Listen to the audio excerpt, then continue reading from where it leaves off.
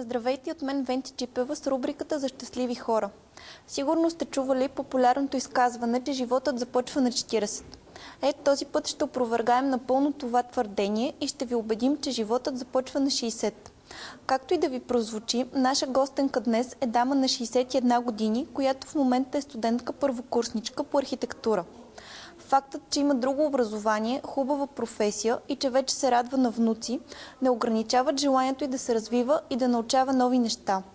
По принцип, у нас е разпространено схващането, че след една определена възраст жената трябва да седне вкъщи, да хване плетивото и да приготвя сладкиши за децата. В това няма нищо лошо и все пак за мен лично беше много вдъхновяващо да срещна тази жена, която не се страхува да бъде различна от клишето. И не, тя няма да ходи на безпаметни купони в студентски град, но пък вярва искрено, че тепърва ще се реализира с новото си образование. Вяра, която за съжаление нямат и младите хора у нас.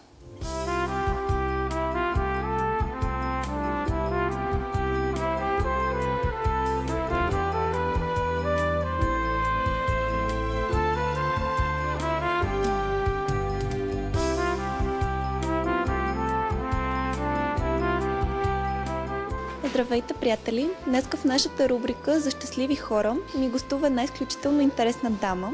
Тя се казва Вихра Карапетрова. По образование е строителен инженер и въпреки, че има успешна кариера и вече се радва на двама големи сина и 3 внучета, е решила отново да стане студентка. В момента следва архитектура за първа година. Здравей, Вихра! Разкажи ми първо повече за себе си. Представи се на нашите зрители. Родена съм преди 61 години. Завърших 72 година ВИАС, специално с ПГС. И 38 години проектирам и работя като инженер строителен. Занимавам се и с строителство, и освен проектирането. Работила съм и други неща, свързани с строителството, като инвеститор. И тъй като тази година работата рязко намаля поради кризата, реших, че имам доста свободно време да осъществя една от мечтите си, която е да завърша архитектура. Кандидатствах. Едно време, защо не си успяла да осъществиш тази своя мечта още на времето, когато си кандидатствала? Тогава имаше някакви такива причини. Изкарах също добри бележки на изпитите. Бях първа резерва, не ми стигаха 20 стотни. Трябваше да влезат 60 човека, обаче поради това, че нямах привилегии, може би, може и поради някаква съдбовна причина, не влязах. И после живота се завъртя, следването им беше доста тежко. Ожених се, 2 деца отгледах, които са на 37 и на 38 години, двамата ми сина. Трудно ли ти беше да се подготвиш за изпитите или вече имаше достатъчно знания от досегашната си професия? Аз го реших много инцидентно и всъщност за изпит съм се готвила за една седмица, да кажем, за изпит. И разчитах повече на общата си култура и все пак така не съм практикувала рисуване, но винаги съм си драскала нещо. Близките ти, твоите приятели също, как възприеха тази идея, как реагираха? Отначало всички бяха малко шокирани, но повечето им приятели ме подкрепят така поне това, което казват. Близките ми също. Малкият ми син каза, ти си осъществяваш една по една мечтите, защото и други мечти съм си осъществила. Всъщност да имам такива добри деца и внуци, нали, много. Сега очаквам и втория ми син, всъщност той е големия, да има още едно детенцето, да ми се сбъдне и другата мечта. Как те възприемат преподавателите, колегите ти? Срещала ли си някакви по-странни реакции? Защо пък сега, нали, вече на тези години си решила изведнъж първокурсничка? Духа в Нов български университет е такъв, аз затова именно го избрах него между другите университети, че е по-съвременен и ни прилича много на западните, тъй като малкият ми син живее в Америка и работи в библиотеката на Принстън и така имам наблюдения. Този университет най-много ми се доближаваше до представата на съвременен университет и наистина така се оказа. Преподавателите са настроени много добре, не само към мен, към всички студенти се държат приятелски, въпреки че изискват много, нали, особено Тази специалност е нова от миналата година. И изискванията са доста високи, защото искат, нали, да излезат тук подготвени кадри, които да се конкурират с завършилите архитекти в другите университети. Колегите ми също. Аз се чувствам студентка като тях, независимо от годините си. И всъщност съм дошла тук да науча нещо, а не да покажа какво знам, защото ако исках, щях да стана преподавател, а не студент. Определено имаш мисленето на млад човек. Това ли е тайната да се съхраниш толкова вдъхновена и толкова младолика също? Благодаря.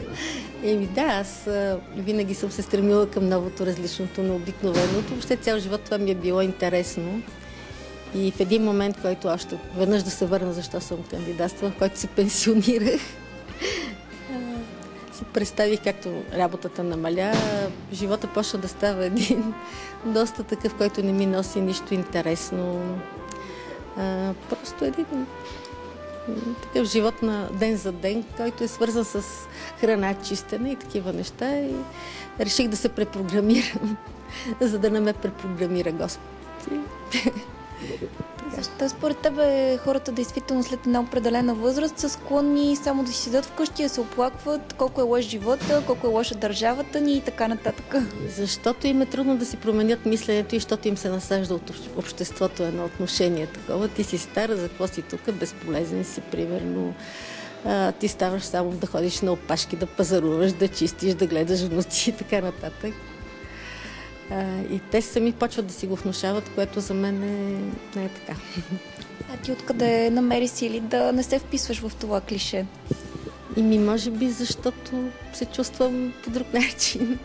И понеже всичките ми търсения и четене на книги, и философия и така нататък са ме довели до някакво друго разбиране за живота и имам различна концепция и се мъча и на моите приятелки, близки, познати, които са на моята възраст, да ги вдъхновявам, да не се оставят на това общо прието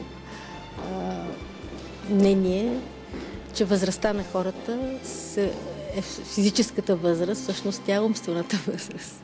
Усмивката и оптимизма на Вихра са заразителни. Хубаво ще е, ако има повече такива личности. Не само на нейните години, а и по принцип. За съжаление обаче, повечето хора на тази възраст вече са загубили ентусиазма да се развиват, уморени и отекчени са. И за това е виновна най-вече държавата. Вярно е, че животът ни е труден и че страната ни далеч не е перфектна. И все пак, поводи за усмивка винаги има. И най-вече сами трябва да си създаваме такива, като нашата лъчезарна студентка Вихра. Нея не я е страх от иронията на другите или пък от липсата на перспектива за реализация. Тя е живото доказателство, че човек никога не трябва да спира да мечтае и да вярва в себе си. Защото мисълта, че можем да бъдем такива, каквито искаме, ни е необходима, за да сме от щастливите хора. А ако твоите колеги те поканат на купон в студентски град с много пиене и много щуроти, ще отидеш ли?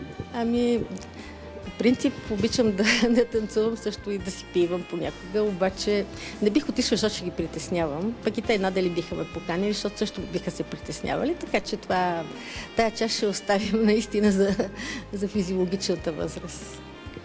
И все пак ще отпразнуваш ли, макар и символично, по някакъв начин 8 декември? Да, разбира се, ще почерпа. Ще почерпа всички, които ме подкрепят. Вярваш ли, че ще можеш да се реализираш, защото все пак конкуренцията е голяма, те първо излизат нови кадри, все по-добре подготвени и така нататък? Надявам се. Аз имам доста добри компютърни умения по отношение на AutoCAD и чертането на компютър, което е една от нещата, които общо взето хората на моята възраст са им по-трудни. А за останалото, ако кризата свърши, се надявам, защото аз имам фирма, която се занимава с проектиране и към нея работят също архитекти, така че се надявам, че мога отначало край тях да работя и аз. Докъде стигат мечтите ти, така да се каже, в професионален план? В личен сподели за внучета, за децата? Тук вече трябва да се намесим и Господ, ако е рекал Господ. Да съм жива и здрава. Аз на шега казвам, че 38 години съм била строителен инженер и още 38, ако бъда архитект, ми стига толкова. Казано на шега. И ми искам България и София специално да стават по-красиви. Участвала съм в много проекти с много добри архитекти и съм строила също, нали, доста хубави сгради. И искам това да продължи и аз да мога да сътворя някоя сграда, да кажа, ето аз съм архитект на тази сграда, а не само конструктор. Така като направя един преглед от раждането си до сега, всъщност с възрастта ставам все по-щастлива. И искам да им пожелая същото. И ако могат да променят мисленето си и да вярват, че живота въпреки всичко е пред тях, защото, примерно, има хора, които умират млади, има хора, които живеят и над 100 години, така че никой не знае колко от живота му е пред него. Надявам се искрено, че сте се вдъхновили от срещата с лъчезарната вихра. А сега ви пожелавам да сте безгрижни и щастливи като вечният студент и много усмихната седмица.